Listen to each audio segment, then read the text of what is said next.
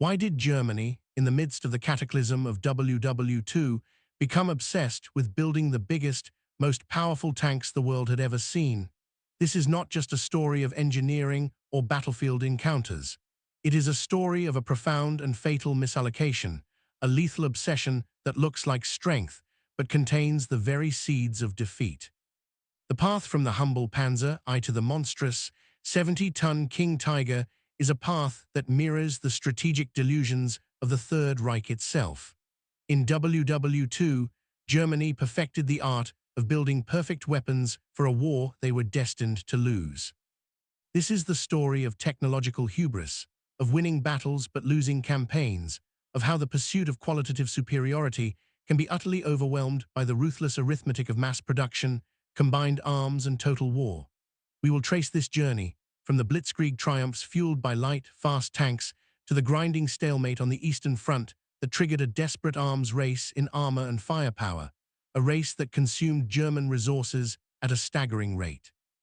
We will see how the very design philosophy of German tanks, their complexity, their over-engineering, their insatiable demand for rare materials and skilled labor, became a critical vulnerability in the total war of WW2. We will analyze the battles where these behemoths proved their terrifying worth, and the far more numerous moments where they sat idle, broken down, waiting for parts that would never come, as the tides of simpler, more reliable Allied and Soviet tanks washed around them. The narrative of German tank development in WW2 is a masterclass in how a nation can excel tactically yet fail operationally and strategically. It is a story of brilliant engineers answering the wrong questions perfectly, while their enemies, the Soviets, the Americans, the British, focused on answering the right questions adequately and in overwhelming numbers. By the end, we will understand that Germany did not lose WW2 because it built big tanks. Rather, building ever bigger, more complex tanks was a symptom of the deeper sickness that guaranteed its defeat, a failure to grasp the industrial, logistical, and economic nature of modern total war. The Panther, the Tiger, the King Tiger, they were magnificent machines, but they were also steel coffins for a flawed strategy, draining the German war machine of the very vitality it needed to survive. So let's delve into the origins of this obsession, back to the beginning, when German armor was small, nimble, and revolutionary. The story begins not with giants, but with dwarfs. In the clandestine years following WW1, the Versailles Treaty forbade Germany from developing tanks. But the German military mind, particularly figures like Heinz Guderian, was captivated by the theoretical potential of armored warfare, not as infantry support, but as an independent, decisive striking force. They studied the lessons of WW1, not the stalemate, but the brief moments of breakthrough, and envisioned a way to restore movement to the battlefield. This intellectual foundation, laid in the 1920s, was crucial. It wasn't just about tanks, it was about a new doctrine, a new way of war. When Hitler came to power, he saw in these theories the perfect tool for his wars of conquest, the blitzkrieg or lightning war. He provided the resources, and more importantly, the political will to turn theory into a terrifying reality. The first tanks of the reborn Panzerwaffe were anything but imposing. The Panzer I was a mere training tank, little more than a machine gun carrier born from secret designs disguised as agricultural tractors. The Panzer II was only slightly better, a reconnaissance vehicle with a 20mm cannon. Even the early models of the Panzer III, designed as the primary tank fighter, and the Panzer IV, conceived as a support tank, were modest in size and firepower by later WW2 standards. Their genius was not in individual might, but in how they were used, and in the revolutionary command and control systems they employed. Every German tank had a radio, a simple fact that gave them a colossal advantage in coordination over many of their early opponents. In the Blitzkrieg, tanks were the spearhead of a combined arms team, closely integrated with mobile infantry in half-tracks, self-propelled artillery, and crucially, tactical air power in the form of the Junkers Ju-87 Stuka dive bomber, acting as flying artillery. The goal was not to engage in protracted slugging matches, but to achieve rapid, paralyzing breakthroughs, race into the enemy's rear, and dislocate their command and supply networks. For this, reliability, speed, and strategic mobility, the ability to move long distances under their own power without breaking down were paramount. And it worked spectacularly. Poland fell in 1939 in a matter of weeks. France, despite possessing technically superior tanks in many cases, like the heavy Char B-1 or the well-armed SOMUA S-35, was utterly defeated in 6 weeks in 1940. The French and British tanks were often scattered, poorly coordinated, and used in penny packets. The German panzer divisions, though their tanks were lighter, were concentrated and wielded with surgical precision. The myth of German armored invincibility was born, but this success planted a dangerous seed, an overconfidence in tactical and operational brilliance as a substitute for long-term strategic and industrial planning. Germany entered WW2 with an army designed for short, sharp campaigns, a blitzarmy asterisk, not the global, attritional war of production it would soon face. The early victories masked a fragile industrial base and a leadership that believed future wars could be won quickly, avoiding the total mobilization that had strained Germany to breaking point in WW1. This foundational miscalculation would echo through every subsequent decision. And the first real, earth-shattering shock to this system came not in the West, but in the vast, unforgiving expanse of the East. Operation Barbarossa, the invasion of the Soviet Union in June 1941, was the pivot upon which the entire narrative of German tank development turned. Initially, the blitzkrieg tactics seemed to work again, netting staggering numbers of prisoners and capturing vast territories. The standard German tanks, the upgunned Panzer III with a 15 cannon and the Panzer IV with its short 75, could handle most Soviet tanks like the BT series and the T-26. But then, in the autumn mud and winter snows of 1941, the Germans encountered something new and terrifying. First came the Kliment Voroshilov, the KV-1, a heavy tank that seemed almost impervious to standard German anti-tank guns. Stories abound of single KV-1s holding up entire divisions for days, their armor shrugging off countless hits. Then came the T-34. For German tank crews and commanders, it was a profound trauma. Here was a medium tank with beautifully sloped armor that deflected shots, a wide track that mastered the infamous Russian asterisk Rasputitsa mud, a powerful 76.2 gun that could penetrate any German tank at combat ranges, and it was fast, reliable, and most alarmingly, produced in staggering numbers. The T-34 was a holistic design triumph, born from a Soviet philosophy that emphasized manufacturability, ease of maintenance, and overall combat effectiveness over refined perfection. It was a sobering lesson in strategic design. The T-34 wasn't just a good tank. It was the right tank for the war the Soviet Union was fighting, a war of scale, attrition, and brutal environmental challenges. The psychological impact on the German army was profound. They had believed in their inherent technical, tactical, and even racial superiority, and suddenly they were facing a machine that was, in many key aspects, better than anything they had. This T-34 shock triggered a panic reaction at the highest levels. The ongoing, evolutionary development of German tanks was thrown out the window in favor of a revolutionary leap. The immediate, desperate demand from the front was for a direct counter, a tank that could definitively defeat the T-34 and KV-1 at long range, with armor that could withstand their guns. The German engineering culture, steeped in a tradition of precision, technical excellence, and a belief in the qualitative supremacy of the German soldier and his machine, responded not with a pragmatic copy, but with an over-answer. They would not merely match the T-34, they would surpass it utterly in every measurable metric of firepower and protection. The quest for qualitative, one-on-one superiority became an overriding, almost doctrinal imperative, blinding them to the quantitative and logistical realities of WW2. Out of this crucible of fear, hubris, and shattered assumptions, the first of the true big cats was conceived, the Tiger. The Panzer VI Tiger I was a direct, urgent response to the Eastern Front crisis. Its specification was brutal and simple. Mount the formidable 88 kW K-36 gun, derived from the legendary Flak 36 anti-aircraft gun that had already proven devastating against tanks in ground roles, onto a heavily armored chassis. The development was rushed under personal pressure from Hitler. Henschel and Porsche competed, and the Henschel design won, though Porsche's failed prototype would later find bizarre afterlife as the Ferdinand/Elephant tank destroyer. When the Tiger I debuted in combat near Leningrad in the autumn of 1942, its effect was seismic. At ranges of 1,500 meters or more, where German Panzer IIIs and IVs could not scratch the front of a T-34 or KV-1, the Tiger's 88 could punch straight through them with terrifying ease. Its thick, flat armor, 100 mm on the front, made it a near-impenetrable bunker on tracks to most Soviet guns at standard combat ranges. In defensive situations, in the hands of expert crews like those of the Waffen-SS or elite Heer units, it was a killing machine of unparalleled efficiency. German propaganda seized on it, creating an aura of invincibility.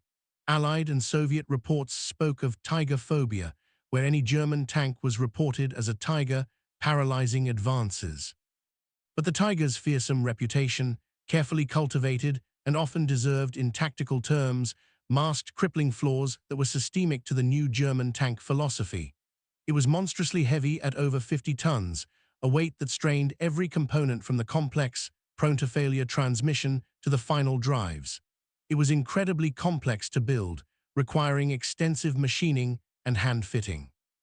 Its overlapping road wheel suspension, while providing a smooth ride, was a maintenance nightmare, especially in the mud, ice, and grit of the Russian winter. Frozen mud could pack between the wheels and freeze solid, immobilizing the vehicle. Its fuel consumption was prodigious. A Tiger might get less than half a mile to the gallon, a critical flaw for an army whose logistical lines were stretched over thousands of miles and under constant partisan attack. Most damningly, it was built in tiny numbers. Only 1,347 Tiger Is were built during all of WW2. Compare that to over 84,000 T-34s of all variants, or nearly 50,000 American M4 Shermans. The Tiger was a wonder weapon in the most literal sense. You wondered where they were, because there were never enough of them. It was a battalion-level asset, a precious resource hoarded by high command and rushed from crisis point to crisis point, a tactical firefighter. It could win local engagements. It could create legends like Michael Wittmann's ambush at Villers Bocage, but it could not stem the operational tide.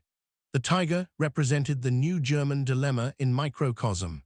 It was a magnificent solution to a tactical problem that, in its very existence and use, exacerbated Germany's strategic weaknesses.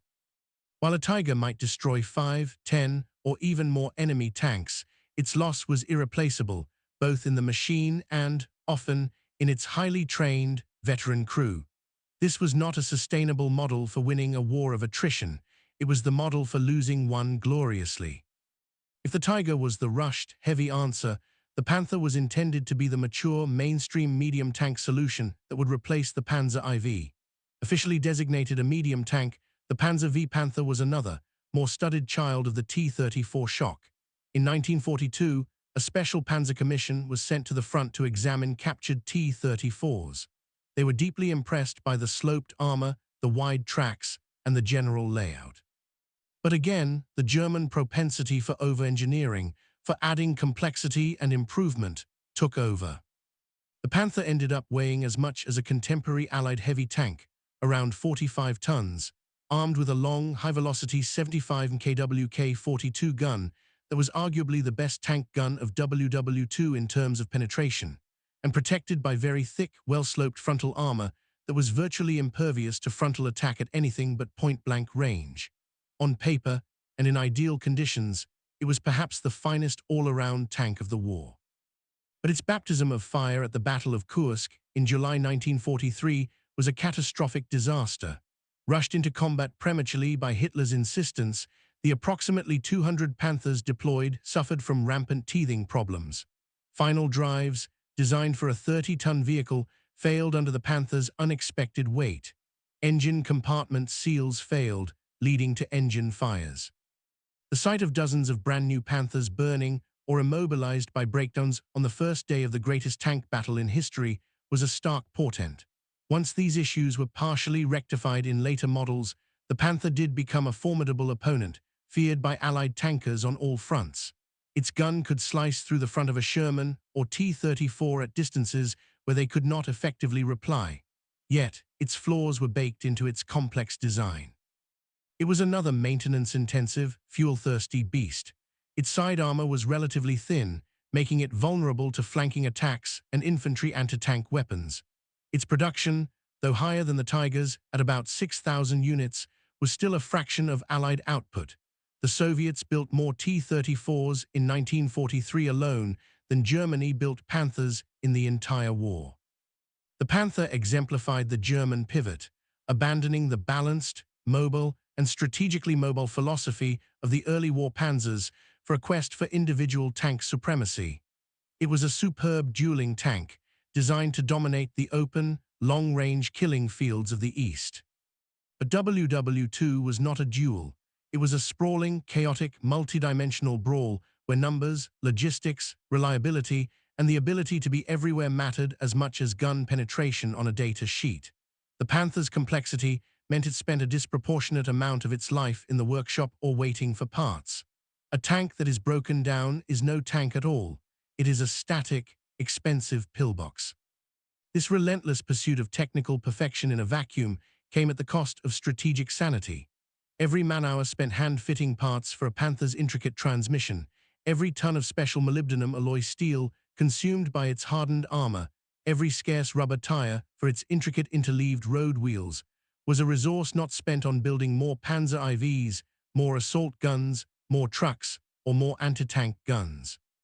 As Albert Speer, Hitler's armaments minister, later noted, the German tank industry was, in effect, producing museum pieces while the enemy was producing war-winning tools by the tens of thousands. The Panther was the embodiment of a system optimizing for the wrong variable. To fully grasp the tragedy, we must zoom out from the drawing boards and battlefields to the industrial landscape of total war. Germany never fully mobilized its economy for total war until far too late, partly due to Hitler's fear of civilian discontent and a belief in short wars. When Speer rationalized and centralized production after 1942, output did increase dramatically in a so-called armaments miracle. However, the fundamental choice of what asterisk to produce was fatally skewed by the tactical demands of the front and the ideological obsession with qualitative wonder weapons. The American approach, embodied by the M4 Sherman, was one of cold, industrial logic, standardization, simplicity, and mass production across multiple factories. The Sherman was reliable, easy to build by the tens of thousands using automotive production methods, and easy to repair and ship across oceans. It was a platform good enough to do the job when supported by overwhelming numbers, artillery, tactical air supremacy, and excellent logistics. The US understood that replaceability was a feature. Losing a Sherman was unfortunate, but not catastrophic. Another would take its place, and the crew might survive to fight again. The Soviet approach was even more ruthless and focused. The T-34 was constantly simplified for production, moving from a complex welded turret to a simpler, faster-to-produce hexagonal cast one, removing non-essential features like the early model's fragile commander's cupola. Factories like the legendary Tankergrad in the Urals churned them out like tractors, which, in a sense, they were durable, simple, effective machines for a brutal job. In stark contrast, German tank plants, even under Speer, remained artisans' workshops compared to the Allied assembly lines. The big cats used expensive, labor-intensive manufacturing processes. The Tiger's armor plates required massive forging presses. The Panther's sophisticated Maybach engine and complex ZF transmission demanded precision machining and scarce skilled labor. There was little standardization between types. A Tiger part could not fit a Panther, which could not fit a Panzer IV. This chaos in production and logistics was a direct enemy to output and sustainment. Furthermore, the Allied strategic bombing campaign, though its effects on tank production per se are debated, forced the catastrophic dispersal of German industry, crippled the ball bearing and synthetic oil industries, and placed immense, ultimately fatal strain on the transportation of raw materials like coal, steel, and most critically, oil. And oil was the lifeblood of the panzers. Every Panther that guzzled fuel on a 100-mile road march, or every Tiger that had to be moved by rail because its tracks would wear out on long journeys, consuming precious rail capacity, represented a direct drain on Germany's most critical strategic shortfall. In WW2, Germany was fighting a war of quality against a coalition of quantity, but it was also, foolishly, fighting a war of complexity and precision against a world of simplicity and robustness. The mathematical and logistical inevitability was crushing. The sheer volume of Allied production wasn't just about having more tanks. It meant having more of everything, more trucks to supply them, more shells to feed their guns, more trained, if not always veteran, crews to man them. Germany's investment in a few superb instruments left its orchestra understaffed and out of tune.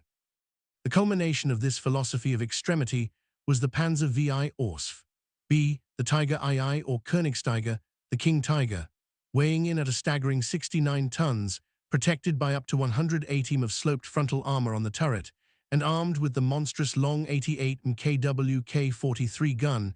It was the apex predator of the tank world, a product of pure, uncompromising specification. In a static head-on engagement, it was virtually invulnerable to any Allied tank gun. Its gun could destroy a Sherman, T-34, or even a Soviet IS-2 tank at distances far beyond effective retaliation. When it appeared on the battlefields of Normandy in the summer of 1944 and on the Eastern Front, it caused terror. A few well-placed King Tigers, like those of SS Heavy Panzer Battalion 501, could hold up entire Allied advances, their frontal armor shrugging off round after round. But the Tiger II was the ultimate, grotesque expression of the German disease. It was so heavy it broke down constantly. Its overstressed 700-horsepower Maybach engine and overmatched transmission were chronic failures. The final drive, a persistent weakness in German heavies, was even more prone to failure. It was so wide it could barely use standard European roads or bridges, limiting its tactical mobility. Moving it by rail was a logistical ordeal requiring special flat cars. Only 492 were ever built. They were mechanical liabilities, strategic parasites on a dying body. Each one consumed the resources, man-hours, and special steels that could have built multiple Panthers, or, more effectively, dozens of Sturmgeschütz III assault guns, arguably Germany's most cost-effective armored vehicle of the war. Their tactical achievements, though sometimes spectacular, were irrelevant in the face of the overarching strategic reality of 1944-45. The Western Allies had landed in France with an unstoppable material advantage and absolute air dominance, and the Soviets were launching massive, army group-level offensives like Operation Bagration that shattered entire German fronts in weeks. A battalion of King Tigers might blunt a local attack, create a defensive Schwerpunkt asterisk, but it could not be everywhere. Meanwhile, thousands of Shermans and T-34-85s, supported by clouds of fighter bombers and endless, crushing artillery barrages, would simply flow around these isolated strongpoints, cross rivers elsewhere, and encircle them. The King Tiger was a monument, a final, defiant scream of an engineering culture that believed a perfect, technically superior weapon could change the fundamental arithmetic of a lost war. It was the wrong tool, perfected for a war that had long since moved past the narrow set of problems it was designed to solve. It was a solution to the tactical equation of 1943, deployed in the strategic collapse of 1944. To understand why building these tanks led to loss, we must move from the technical data sheets and the isolated kill ratio anecdotes to the harsh, holistic realities of the battlefield ecosystem of WW2. German big tanks excelled in specific, controlled conditions. Long-range defensive stands in open country, like the fields of Normandy or the Russian steppe. German tank commanders, often veterans with immense experience, knew how to leverage their superior optics and high-velocity guns to engage from distances of 1,500 to 2,000 meters, where they could hit but not be hit. In these moments, they racked up incredible scores, but WW2 was not a sniper's duel.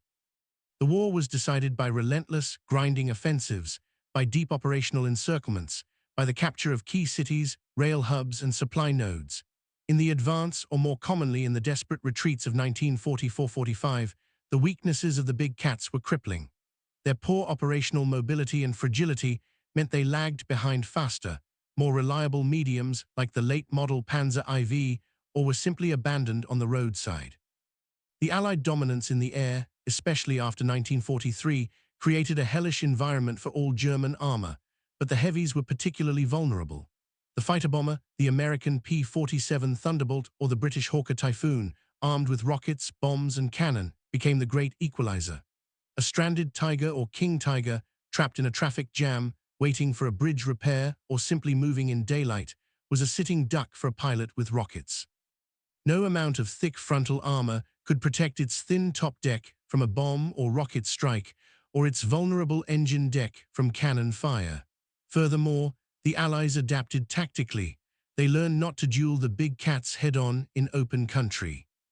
In Normandy, Sherman units, despite the visceral fear of the Tiger and Panther, developed tactics using artillery and air strikes to suppress German positions, while mobile groups of Shermans and infantry would flank through the dense *bocage hedgerows to hit the more vulnerable German infantry, supply columns, and tank sides.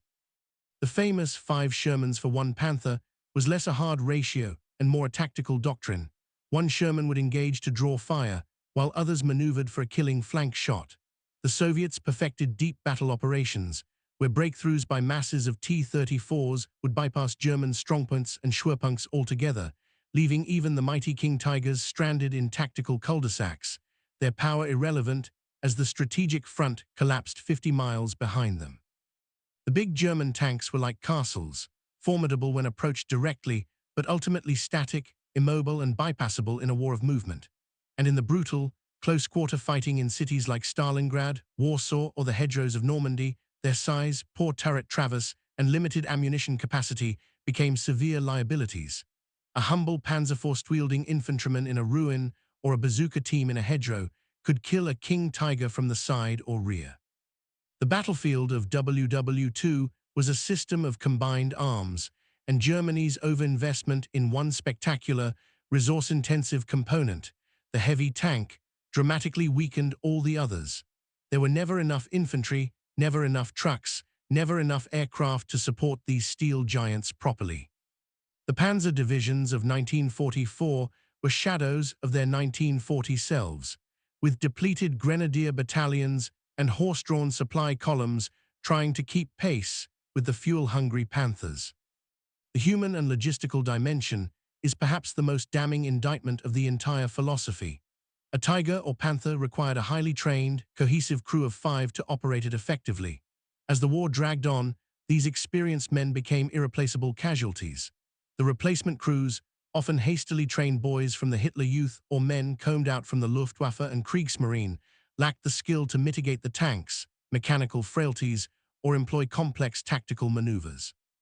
The loss of a 5-man Tiger crew, with thousands of hours of combined experience, was a greater blow to the Panzerwaffe than the loss of the tank itself. Logistically, the big cats were vampires on a supply system already in terminal collapse. Their need for specialized spare parts, unique final drives, specific engine components, special road wheels, created a nightmare for the already overstretched German supply system. Disabled Panther might wait weeks for a new final drive to be shipped from Germany, while a damaged T-34 or Sherman could be patched up at a field workshop or even cannibalized from other wrecks and returned to the front in days. The German recovery vehicles, often underpowered conversions of old Panzer III or IV chassis, struggled to tow the immense weight of a disabled Tiger.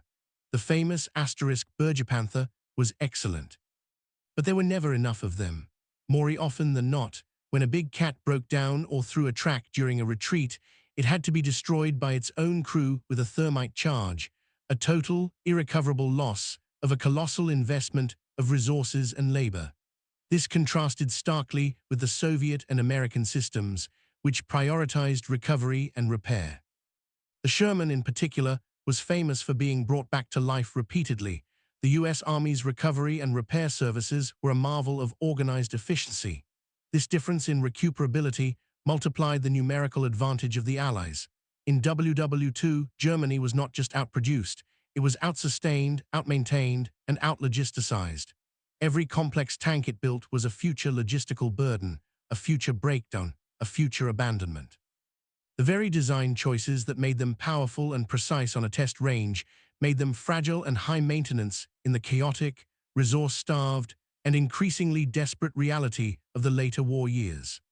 The German soldier, for all his tactical prowess, was ultimately let down by a system that gave him a magnificent but unsustainable weapon. Ultimately, the story of Germany's big tanks in WW2 is a profound tragedy of misapplied genius and strategic blindness. It was a catastrophic failure to understand that war, especially a global total war, is not won by having the best individual weapon, but by having the most effective, resilient, and adaptable system asterisk. The Allied system in WW2 was holistic and synergistic. It integrated mass production, global logistics, strategic air power, naval supremacy, intelligence breakthroughs like Ultra, and vast reserves of manpower into a machine that could absorb staggering losses and keep grinding forward. The Soviet system was brutally, ruthlessly focused on a few key, effective weapons produced in staggering numbers, backed by deep reserves of human courage and a willingness to sacrifice that the Nazi state, for all its terror, could never genuinely demand of its people without collapse. The German system, particularly after the shock of 1941, became increasingly lopsided, paranoid, and delusional. It bet on technological silver bullets to compensate for strategic depth and industrial shortfalls.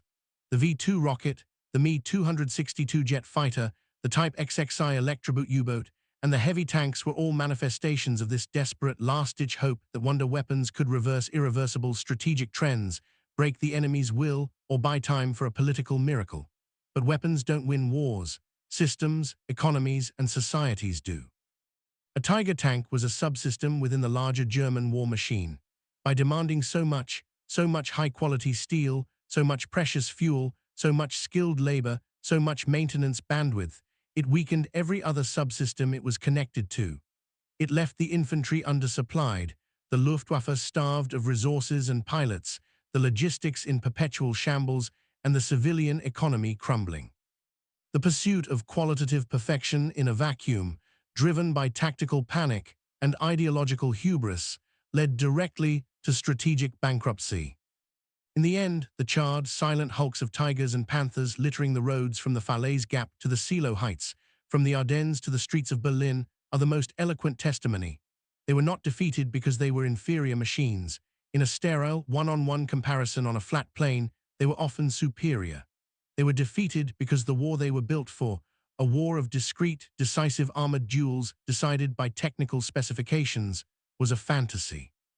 The real WW2 was a war of nations, of factories, of oil fields, of railways, of manpower pools, of national will.